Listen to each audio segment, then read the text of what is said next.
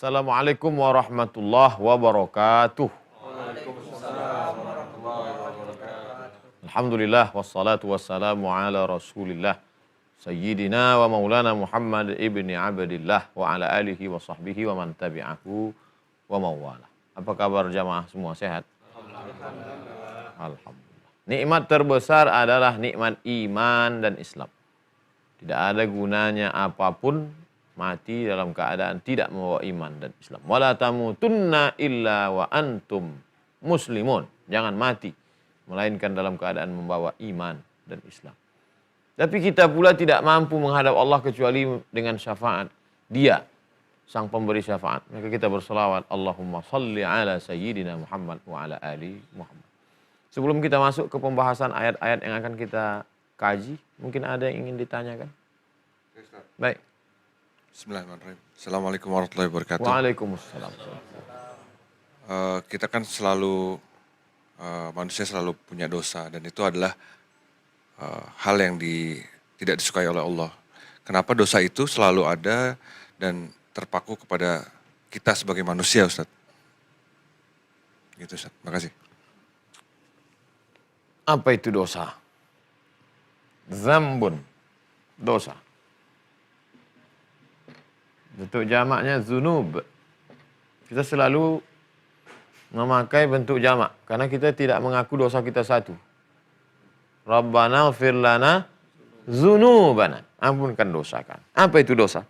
Semua yang melanggar ketentuan syariat. Syariat itu apa? Jalan. Jalan itu yang buat siapa? Allah. Rasulullah SAW. Semua yang melanggar ketentuan syariat Islam berdasarkan Quran dan Sunnah yang dijelaskan oleh para ulama, maka perbuatan itu dosa.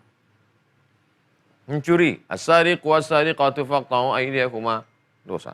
Riba, la ta'kulur riba adhafan mudha'afa. Dusta, ra'su dzunub al-kadzib. Su'udzan, ya ayyuhalladzina amanu ijtanibu katsiran minadh-dhann. Maka semua yang melanggar aturan-aturan ini dosa. Saya bingung nih Pak Ustadz, dosa apa enggak ya? Dosa apa enggak ya? Dosa apa enggak ya? Ada satu kaidah lagi. Dijelaskan Nabi SAW. Ma haka fi sadrika. Ma haka fi sadrika wa takhafu ayyattali'a alaihin nas.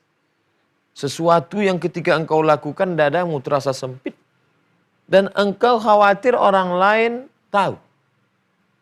Dosa. Oleh sebab itu maka kita lepaskan dari hal ini. Lepaskan diri dari yang melanggar aturan-aturan syariat Islam dan lepaskan diri dari sesuatu yang kira-kira kalau kita lakukan membuat dada kita, hati kita terasa sesak dan kita takut perbuatan itu diketahui orang banyak. Mudah-mudahan kita dijauhkan dari dosa. Amin. Nah, saya ini manusia. Kenapa kita bisa berdosa? Karena ada hawa nafsu. Kalau tak ada hawa nafsu tidak mungkin kita berdosa. Kenapa kita makan riba? Karena ingin kaya cepat. Siapa yang mendorong? Hawa nafsu. Kenapa orang mencuri? Karena tergoda melihat itu. Kenapa? Hawa nafsu. Kenapa orang menipu? Man ghasyana falaysa minna. Siapa yang menipu kami bukan golongan kami. Karena hawa nafsu. Kapan hawa nafsu ini hilang? Hawa nafsu ini hilang kalau roh keluar dari jasad. Mati. Oleh sebab itu selama ada hawa nafsu, Allah tidak adil Pak Ustadz. Kenapa saya diberi hawa nafsu? Kenapa malaikat tidak? Itu hak prerogatif Allah. Allah itu fa'alul lima yurid. Makanya kita ada percaya kepada 6 rukun iman. Untuk minabillah, wa malaikatihi, wa kutubihi, wa rusulihi, wa yawmil akhir, wa biqadri khairihi wa syarrihi. Ini bukan pilihan. Dulu malaikat tidak pernah nyuruh kita, kau mau pilih apa? Mau jadi monyet? Mau jadi malaikat? Mau jadi setan? Ini. Tapi untuk menjadi orang baik dan tidak baik, maka ini pilihan. Diberikan Allah Subhanahu wa taala turunkan Al-Qur'an kepada Nabi Muhammad SAW, dijelaskan mana hak, mana batil, mana bengkok, mana lurus, mana dosa, mana pahala. Kalau kau buat dosa ini neraka jahanam, kalau kau buat pahala ini surga Jannatul Firdaus, silakan pilih. I'malu ma syi'tum, buatlah sesuka hatimu. Innallaha bima ta'maluna basir. Tapi ingat, Allah Maha melihat, Allah Maha mendengar, Allah Maha mengetahui apa yang kamu lakukan. Inna 'alaikum lahafizin. Bersama kamu ada malaikat hafazah. Kiraman katibin. Sifatnya mulia dan dia mencatat amal segala yang kamu lakukan. Wa ya'lamu ma taf'alun, dan dia maha tahu apa yang kamu lakukan. Semua sudah jelas dan kita tinggal memilih, kita laksanakan, kita lakukan. Kalau sudah tekad, fa idza azamta, kalau sudah tekad, fatawakkal 'ala Allah. Tawakal kepada Allah Subhanahu wa taala. Boleh enggak merasa diri kita bersih? La tuzakku anfusakum. Jangan kamu merasa diri kamu bersih. Lebih baik kita merasa pelaku dosa daripada merasa orang suci dan melihat orang lain penuh dengan dosa. Oleh sebab itu kita selalu merasa silap, salah, dosa. Al-insan, manusia, makanul khata' wan nisyan. Tempatnya silap, lupa, khilaf, salah, dosa. Apa ayat yang terkait dengan ini? Di antaranya adalah Al-Maidah 34-35. Surat Al-Maidah 34-35. A'udzubillahi minasyaitonir rajim. Jangan lupa tetap mohon kepada Allah supaya diselamatkan dari godaan syaitan. A'udzubillahi minasyaitonir rajim. Apa kata Allah Subhanahu wa taala? Illal ladzina tabu, illa, kecuali alladzina, orang-orang yang tabu, taubat. Jalan itu lurus. Wa anna hadza sirati mustaqima. Jalannya lurus. Yang menjadi tujuan adalah ridha Allah. Orang yang melewati jalan ini mestinya lurus. Tapi karena hawa nafsu dia belok ke kanan, dia kiri, dia balik ke jalan yang benar, itu disebut dengan taubat. Illal ladzina tabu, kecuali orang-orang yang kembali ke jalan Allah, taubat. Ya ayyuhalladzina amanu, hai orang beriman, tubu ilallah, bertaubatlah kamu kembali ke jalan Allah. Kapan? Min qabli an taqdiru alaihim, sebelum kamu mampu menangkap mereka. Kalau sudah ditangkap, maka dijatuhkan hukuman. Kalau sebelum tertangkap, dia bertobat kepada Allah Subhanahu wa taala, maka itu urusan dia dengan Allah. Tapi kalau sudah tertangkap, maka ditegakkan hukum. Datang seorang laki-laki mengadu kepada Nabi SAW, maka dilaksanakan hukum. Tidak bisa sudah mengadu ke Nabi, Nabi tidak ada sekarang hakim, mengadu ke hakim. Lalu kemudian kata hakim, udahlah, nanti taubat aja ya. Oh, nggak bisa. Karena sudah sampai ke pengadilan, sudah sampai ke hakim, sudah sampai ke sultan, sudah sampai ke Nabi. Ada orang mencuri, tak ada yang tahu satu pun. Lalu kemudian dia taubat kepada Allah Subhanahu wa taala. Dikembalikannya harta itu dengan cara apa? Wallahu a'lam bissawab. Masalah taubat adalah urusan Allah Subhanahu wa taala. Tapi kalau sudah sampai kepada hakim, maka pada saat itu hakim memutuskan sesuai dengan syarat ketentuan berlaku dalam syariat Islam. Kita akan lanjutkan pembahasan setelah yang satu ini.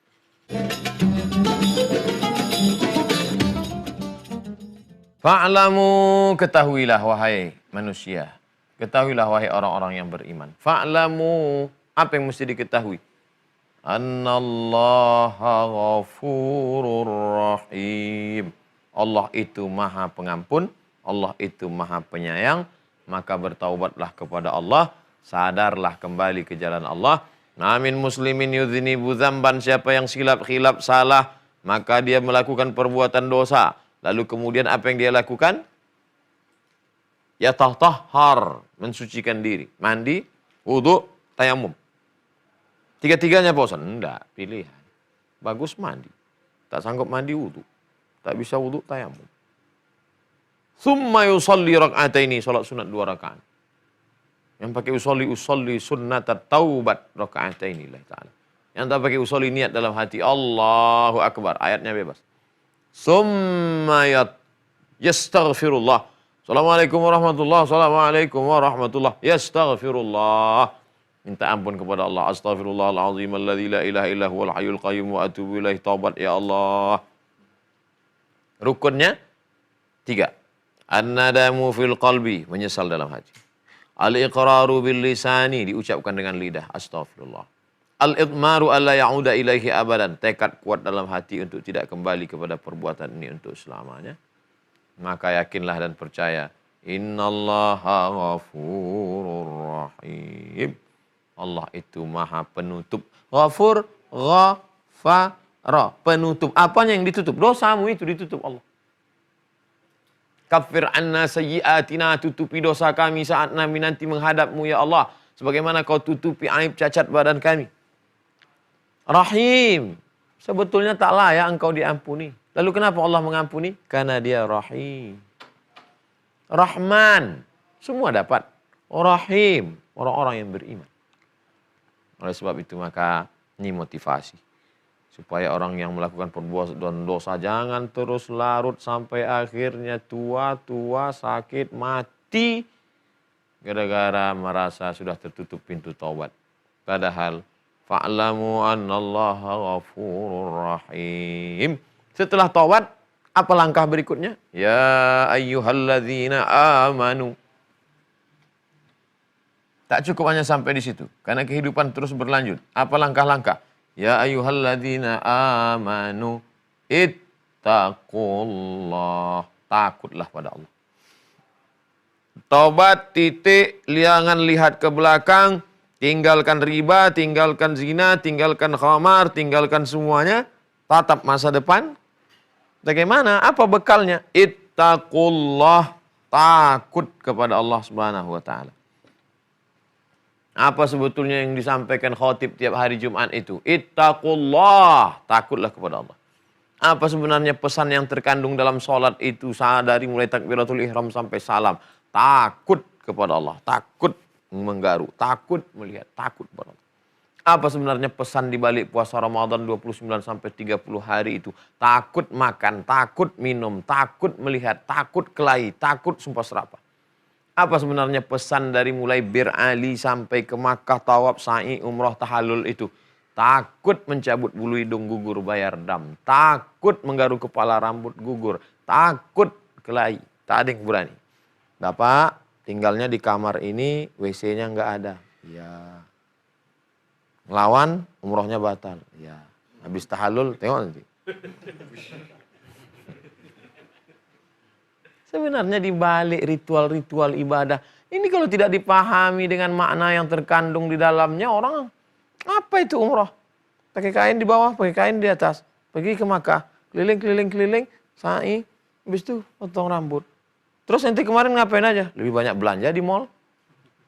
Difahami bahwa di dalam itu adalah, kalau sholat, takutnya ada, tapi tak berapa lama. Paling 5 menit. Dan yang dijaga juga tak banyak, sekedar menggaruk dan tetap berdiri. Kalau puasa agak lama sedikit. Dari mulai sholat subuh sampai sholat maghrib. 14 jam. Tapi umroh, mulai bulu tangan, kuku, mencabut tanaman, menginjak binatang, membunuh burung merpati.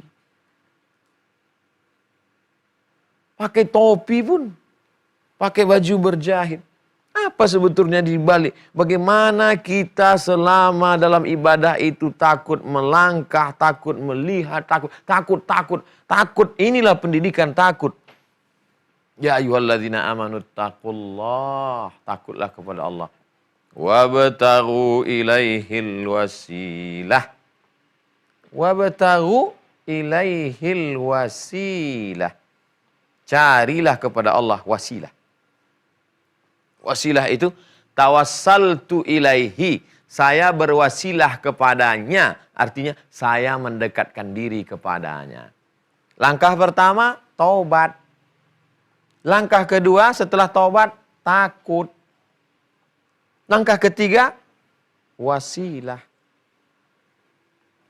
Carilah apa yang bisa membuatkan engkau dekat. Ente dekat dengan Pak pejabat itu. Alhamdulillah Pak dekat. Gimana ceritanya ente bisa dekat sama dia? Kebetulan saya pintar mijat. Pas saya kusuk-kusuk kakinya, sehat.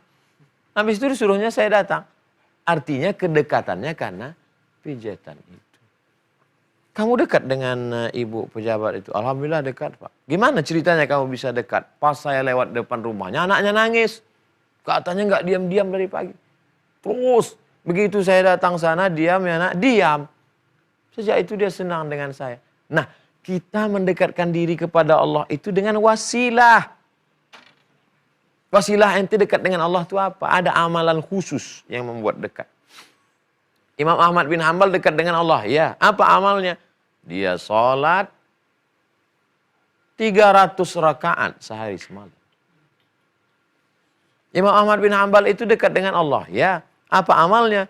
Dia sholat dari Isya sampai subuh menghatamkan Al-Quran dalam tahajudnya. Disaksikan Imam Syafi'i.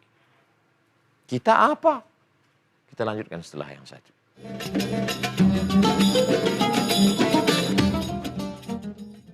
Tobat. Sudah. Setelah tobat itu tertanam rasa takut pada Allah. Sudah. Setelah itu buatlah suatu amal yang kira-kira bisa membuat dekat dengan Allah SWT. Saya kalau ikut Imam Ahmad bin Hanbal tegak berdiri selama itu nggak sanggup Pak Ustaz. Baca Quran. Sanggup nggak baca Quran? Bagaimana Imam Syafi'i? Sittina khatamah. 60 kali khatam. Di bulan Ramadan. Di luar yang dibaca dalam sholat. Duduk baca Quran. Gimana?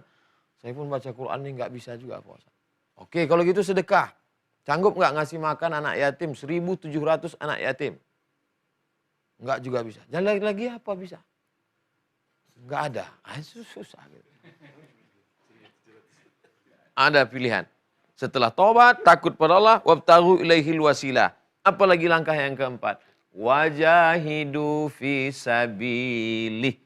Wajahidu. Jahada. Kerja keras. Jadi setelah tobat itu tidak santai. Jadi kita heran melihat orang yang mengaku setelah tobat santai, loyo, letoy. Apa ini? Ini bukan tuntunan. Setelah tobat tetap bersemangat. Bedanya dulu semangatnya dalam perbuatan haram. Dulu semangatnya mabuk. Dulu semangatnya perbuatan dosa. Sekarang tetap semangat juga. Wajahidu fi sabilih. Di jalan Allah. Dulu sibuk jihadnya di mana? Wajahidu fi sabili syaiton. Wajahidu fi sabilil iblis. Sekarang sudah berubah. Wajahidu fi sabilillah. Fi sabilihi Allah. Di jalan Allah SWT. Kalau 4 ini dilakukan. Tobat, oke. Takut pada Allah, sudah. Ada satu amalan mendekatkan diri dengan wasilah pada Allah, sudah. Wajahidu fi sabilihi, sudah. Maka apa janji Allah SWT? La'allakum tuflihun. Falaha. Falaha. Ini yang tiap hari diajak. Hayya alal falah. Itu muazin ngajak. Kalau kau lakukan yang 4 ini, kau sudah sampai. La'allakum tuflihun. Kau pasti. Kata la'alla, terlalu diterjemahkan la'alla mudah-mudahan. La'alla dalam firman Allah artinya, kalau kamu lakukan ini, la'allakum tuflihun, kamu pasti menang. Kenapa kita tidak menang dalam hidup? Berarti 4 ini ada yang bermasalah dalam diri kita. Perlu kita introspeksi diri. Mungkin kita belum taubat, mungkin kita belum takut sama Allah, mungkin kita belum ada satu amalan yang bisa dijadikan sebagai wasilah, mungkin kita belum jihad sebenar-benar jihad. Sehingga kita belum menang menghadapi kehidupan. Wallahu a'lam bishawab. Ada hal yang ingin ditanyakan terkait masalahnya? Baik. Assalamualaikum warahmatullahi wabarakatuh. Waalaikumsalam. Ada kalanya dosa seorang manusia melakukan dosa itu, setelah itu malah mendekatkan dia kepada Allah, Ustaz. Apakah ada kategori dosa yang emang ditakdirkan ke seseorang untuk mendekatkan diri ke jalan Allah? Itu pertanyaan Ustaz. Terima kasih Ustaz. Bishri al-Hafi. Namanya Bishri. Al-Hafi artinya orang yang tidak pakai sendal. Kalau ada orang nggak pakai sendal, Hafi. Bishri al-Hafi segala perbuatan dosa dia lakukan. Sedang sempoyongan pas mau pulang di tengah malam hujan lebat. Kelihatan ada tulisan nama Allah di kertas yang dihanyutkan oleh air hujan. Sambil matanya tak jelas lalu dia rabun-rabun dia tarik itu dia bawa pulang. Dia tempelkan ke dinding. Ternyata orang mabuk ngelihat itu masih agak-agak hilang mabuknya. Tempelkan, dia pun tidur. Malam itu dia mendengar suara datang. Hai Bishri Al-Hafi, sebagaimana engkau sudah memuliakan namaku, maka aku muliakan nama. Taubat. Lebih baik dia merasa tak layak untuk menginjak bumi Allah Subhanahu wa taala dengan sendal Bishri Al-Hafi. Kisah-kisah Bishri Al-Hafi banyak dikutip oleh Imam Al-Junaid Al-Baghdadi, disebutkan dalam kitab Ar-Risalah Al-Qushairiyah. Lebih baik merasa diri banyak dosa sehingga merasa diri hina, rendah, tak layak di atas muka bumi Allah. Jangankan untuk berkuasa, jangankan untuk sombong, untuk menginjak bumi Allah pakai sendal pun dia merasa tak layak. Lebih baik menjadi itu daripada orang tak pernah buat salah lalu merasa semua orang bersalah. Kalau ngelihat orang salah nanti, salah nanti, salah. Kita ini lebih banyak salah, kita ini lebih banyak silap, banyak salah, dosa. Kaya, hebat, punya kuasa, apapun tidak ada. Sampai akhirnya ada titik membuat berhenti dari dosa. Meninggal anaknya. Buah hati belayan jiwa kesayangan. Meninggal. Begitu anak meninggal, bukannya tobat, makin murka. Apa itu Tuhan? Enggak ada, masa anakku satu-satunya, begitu banyak anak orang lain. Kenapa anakku yang mati? Memaki-maki Tuhan. Sampai akhirnya suatu malam dia bermimpi masuk neraka. Saat dalam mimpi itu masuk neraka dia lihat, hampir lagi. Tiba-tiba datang anaknya yang meninggal itu menarik tangannya. Menyelamatkan dia dari neraka. Bangun, taubat. Malik bin Dinar. Kisah Malik bin Dinar banyak disebutkan dalam kitab-kitab tasawuf. Orang-orang yang mensucikan hatinya.